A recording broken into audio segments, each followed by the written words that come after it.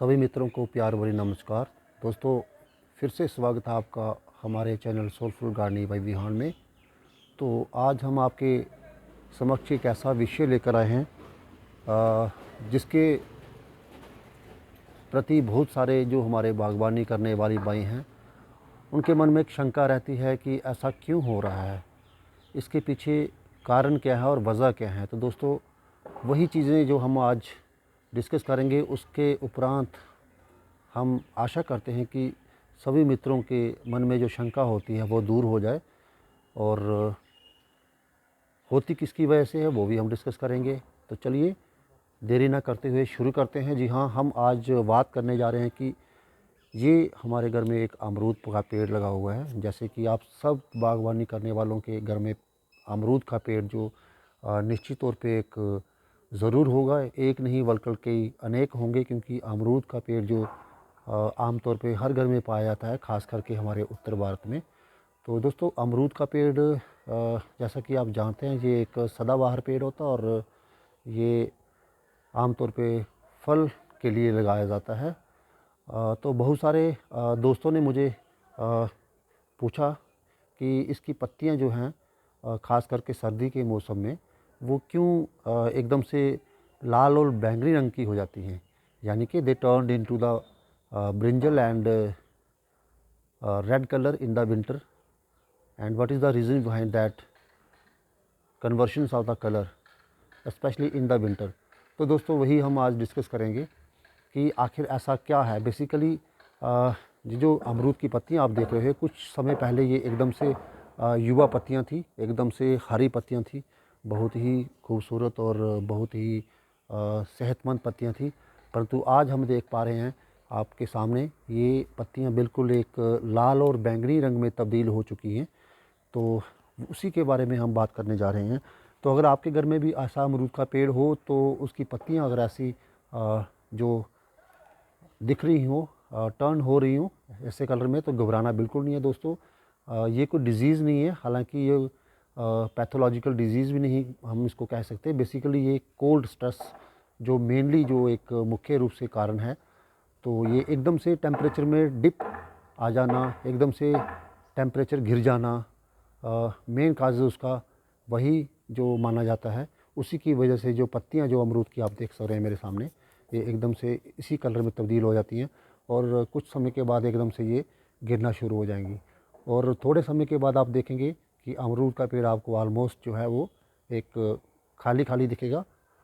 और उसके बाद जैसे ही जनवरी मार्च का महीना जो शुरू होता है, तो एकदम से नए पत्तियों का जो आना शुरू हो जाता है।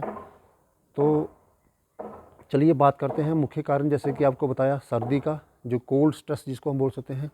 तो कोल्ड स्ट्रेस जो होता है that is mainly responsible for this change in the colour of the leaves of the guava.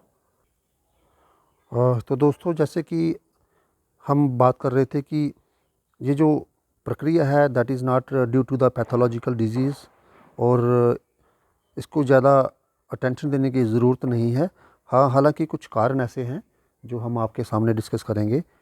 तो नंबर वन, जैसे कि आपको बोला, cold stress number one point जो बहुत ही मुख्य रूप से जो एक कारण है।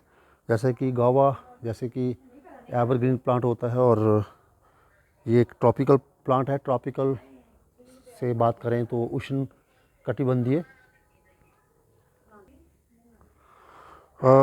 तो एवरग्रीन पौधा होने के कारण जो जो गावा का पौधा है दोस्तों, ये आप सबको शायद पता होगा कि ये जो तापमान इसको पसंद आता है, ये 23 से लेकर 28 डिग्री की सेल्सियस के मध्य में ये पौधा जो है वो बहुत अच्छा थ्राइव करता है, ग्रो करता है।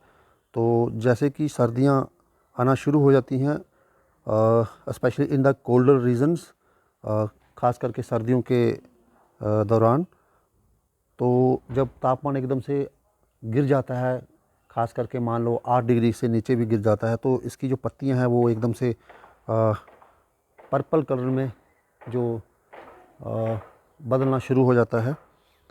तो हालांकि इसमें आपको डरने की बात नहीं है। हालांकि ये जो चेंजेस पौधे में आएगी, ये पौधे को ज़्यादा इफ़ेक्ट नहीं करेगी, परंतु फिर भी कई लोग सोचते हैं कि पता नहीं शायद कोई बीमारी लग गई है।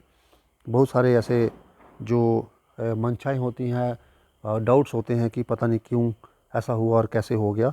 तो बेसिकली होता क्या है, एक रेड रेड नाम की पिगमेंटेशन होती है जिसको हम बोलते हैं रेड पिगमेंटेशंस, जो गवावा की पत्तियों में जो हम होती है। और होता क्या है, जब इसमें इस पिगमेंटेशन की जो सिंथेसिस है, मानो कि इसकी जो इसका बनना रेड पिगमेंटेशन का जो इसका सिंथेसाइज जो है नॉर्मल साइज से ज़्यादा जब हो जाता है, तो ये क्या होता है कि पत्तियाँ इसकी जो है वो एकदम से पर्पल कलर में टर्न होना शुरू हो जाती हैं। तो कुल मिला के हम कह सकते हैं कि जो change in the leaf colours जो है वो due to the higher synthesis of anthocyanin, और जो एक डिग्रेशन जो इसमें ग्रीन पिगमेंट होती है जिसकी वजह से हरी पत्तियाँ होती हैं, उसमें डिग्रेशन आने की वजह से और सिंथेसाइज ऑफ एंथोसाइनिन पिगमेंट की वजह से जो ये टर्न जो पत्तियाँ होती हैं ये एकदम से पर्पल कलर में जो तब्दील हो जाती हैं। तो इसमें हालांकि ज़्यादा कुछ करने की ज़रूरत नहीं है हमें। अगर तो पौधा छोटा है तो वो हम उसको कवर कर सकते हैं किसी अपना पॉलीथीन शीट से, ताकि उसको जो चिल जो कोल्ड वेदर से हम उसको थोड़ा सा बचा सकें। परंतु अगर आपका पेड़ बड़ा है, जैसे कि मेरे पास बड़ा पेड़ है, तो उसको हम शीट से हम जो है इसको कवर नहीं कर सकते। काफ़ी फैलाव है, जैसे मैं आपको दिखा दूँ यहाँ पे, तो इसको हम नहीं कवर कर सकते क्योंकि इसकी एज जो है कम से कम मोर देन 4 ईयर्स होगी अभी। तो इसमें ज़्यादा अटेंशन देने की ज़रूरत नहीं है। तो सब ट्रॉपिकल रीजन है हमारा, तो काफ़ी गर्मी पड़ती है यहाँ पे मई जून जुलाई में, तो इसलिए हमें ज़्यादा अटेंशन देने की ज़रूरत नहीं है। In short we need less attention towards the this change in the leaves.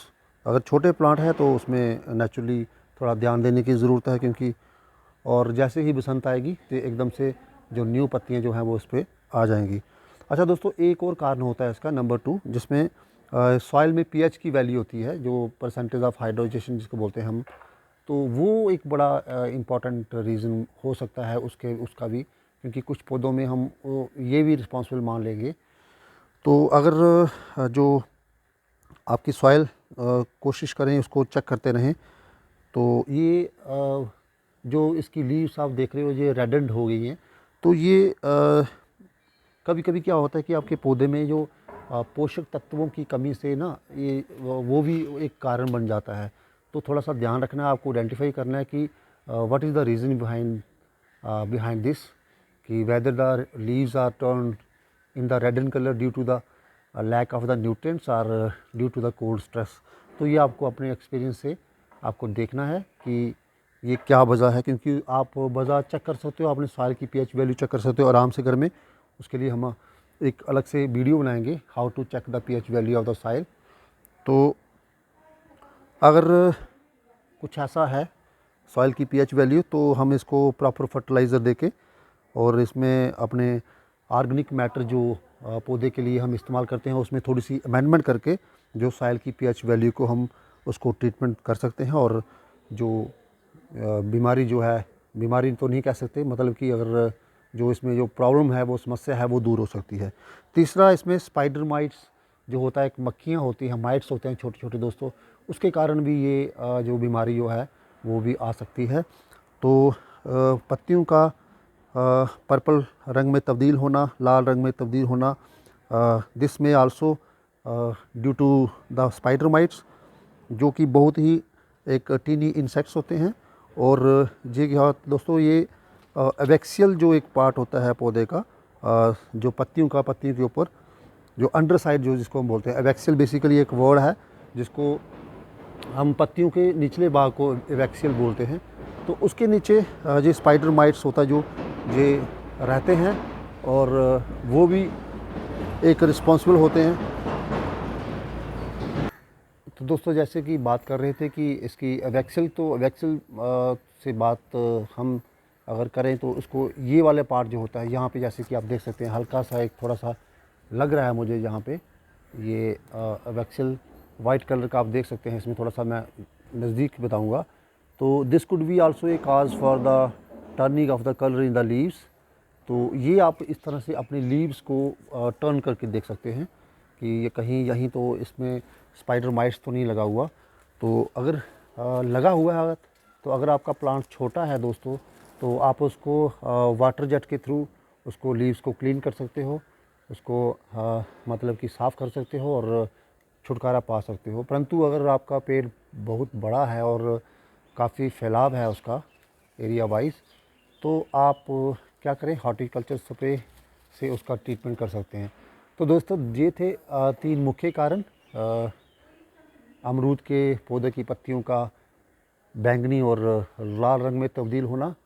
तो आशा करते हैं कि बहुत सारे दोस्तों के मन में ये सवाल उठते होंगे कि भाई जैसे ही सर्दी आती है तो क्या वजह हो जाती है कि ये जो अमरूद की पत्तियां जो एकदम से हरी दिखती हैं और एकदम से ये बैंगनी और लाल रंग में तब्दील हो जाती हैं। तो दोस्तों यही 3 मुख्य कारण थे। सबसे पहला कारण एक नटशेल में जाते जाते आपको बताते चलें, cold stress which is the main cause, and उसके बाद जो सॉइल की पीएच वैल्यू जिसमें न्यूट्रिएंट्स का भी योगदान है, अगर आपकी सॉइल अनफर्टिलाइज है तो वो भी एक मुख्य कारण हो सकता है। और तीसरा मुख्य कारण दोस्तों स्पाइडर माइट्स, जैसे कि हमने बात की, अगर स्पाइडर मैक्स आपकी अवेक्सियल पे जो कि अंडर साइड द लीफ अगर देख सकते हो, अगर आपको दिखता है कहीं तो आप उसको हॉर्टिकल्चर स्प्रे या वाटर जेट से आप उसको जो है वो दुरुस्त कर सकते हो। तो दोस्तों ये थी छोटी सी जानकारी। आशा करते हैं आपको जो हमारा वीडियो पसंद आया होगा और ज़रूर एक नई जानकारी जो हासिल आपने की होगी। हाँ, रेड पिगमेंटेशन की बात कर रहे थे, वो भी एक बड़ा मुख्य कारण था। जैसे कि कोल्ड स्ट्रेस में जो क्लोरोफिल जो है वो उसका डिग्रेशन हो जाता है और रेड पिगमेंटेशन का जो एक ड्यू टू एंथोसाइनाइन उसका सिंथेसाइज हो जाता है, जिसकी वजह से ये जो पत्तियों का मुख्य रूप से जो कलर जो है टर्न इनटू रेड हो जाता है। तो ठीक है, चलते हैं। धन्यवाद आपका। अगर कोई हमसे अचूक हो रखी हो हमारी प्रोनाउंसिएशन में या फिर किसी वजह से अगर कोई गलती होगी तो अपना बागवानी मित्र समझ के हमें क्षमा करना और कोशिश करना कमेंट सेक्शन में ज़रूर जाके बताना, ताकि हम उसको अगले वीडियो में जो है हम उसको अमेंडमेंट कर सकें। ताकि कहते हैं पत्थर जो होता है वो जो गिर गिर के ही गोल एक उसको गोलाई का आकार मिलता है, तो ठीक उसी प्रकार एक इंसान जो होता है, कोई भी परफेक्ट नहीं होता दोस्तों। बचपन में से माँ के पेट से कोई सीख के नहीं आता, इसी दुनिया में सब सीखते हैं। तो हम भी अभी सीख रहे हैं। I always want to become a learner, you always know. हर किसी वीडियो में लाइव में हम यही कहते हैं कि भाई इंसान को हमेशा सीखते रहना चाहिए। Never synthesise the feeling of A master in your self. तो आप हमेशा कुछ ना कुछ सीखते रहोगे, अपने छोटों से, अपने बड़ों से, अपने दोस्तों से। यही मेरी कोशिश रहती है कि किसी ना किसी से कुछ भी सीखने को मिला तो हम ज़रूर जो है उसका इस्तकबाल, उसका स्वागत करते हैं। तो आशा करते हैं, ठंड आज बहुत है, अपना अपना ध्यान रखें और सेहत का ज़रूर ध्यान रखें, क्योंकि सर्दी लगना जो है वो काफ़ी घातक सिद्ध हो सकता है। और ख़ास करके निमोनिया से बचें, क्योंकि हवा में इस वक्त फॉग की काफ़ी जो मात्रा है। और जैसे अगर जो कई दोस्त हमारे वॉक पे जाते हैं तो कृपा करके थोड़ी देर के लिए वॉक बंद कर दीजिए। हो सके तो अंदर बैठे बैठे आप थोड़ा सा योग को कंडक्ट कर सकते हो, एक्सरसाइज कर सकते हो छोटी मोटी, परंतु कोशिश करें ज़्यादा एक्सरसाइज भी ना करें, क्योंकि अंदर इतना ज़्यादा जो है वो मौसम इस वक्त अनुकूल नहीं है। तो थोड़ा सा जैसे दिन अच्छे हो जाएं तो आप फिर से दोबारा से अपना एक्सरसाइज और वॉकिंग शुरू कर सकते हो दोस्तों। धन्यवाद आपका। आपका दिन शुभ रहे और आपकी ज़िंदगी में हमेशा खुशियों का जो भरमार रहे, ईश्वर से यही दुआ करते हैं। चलिए, धन्यवाद आपका। फिर से हाज़िर होंगे आपके साथ एक नई वीडियो के साथ, एक नए विषय के साथ। तब तक के लिए अलविदा, खुदा हाफिज़, नमस्ते।